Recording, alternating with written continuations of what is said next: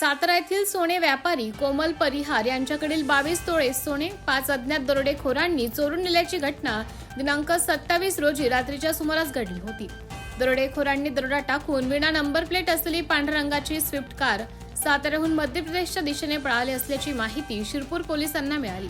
यावरून शिरपूर पोलीस स्टेशनचे पोलीस उपनिरीक्षक संदीप दरबडे, राजेंद्र रोकडे, रवींद्र आखडमल, योगेश दाभाडे, विनोद आखडमल, गोविंद कोळी, मनोज दाभाडे, प्रशांत पवार, मनोज महाजन, सचिन वाघ, भटू साळुंखे, विजय पाटील यांच्यासोबत नाकाबंदी लावून शोध घेतला, परंतु अज्ञात आरोपी यांनी टोल नाका चुकवून शिरपूर शहरातील रस्त्याने पळ काढण्याचा प्रयत्न केला असता पोलिसांनी त्यांचा पाठलाग करून अभिषेक सुरेंद्र शिकलबार व 19 वर्ष राहणार गोलेडा मंदिर ग्वाल्हेर मध्य प्रदेश, अंकुश जाट व 19 वर्ष राहणार गोलेगा मंदिर ग्वाल्हेर मध्य प्रदेश, अनुज रामधर दिवाकर व 19 वर्ष गोलेगा मंदिर ग्वाल्हेर मध्य प्रदेश, पंकज केदार राठोड व 19 वर्ष गोलेगा मंदिर ग्वाल्हेर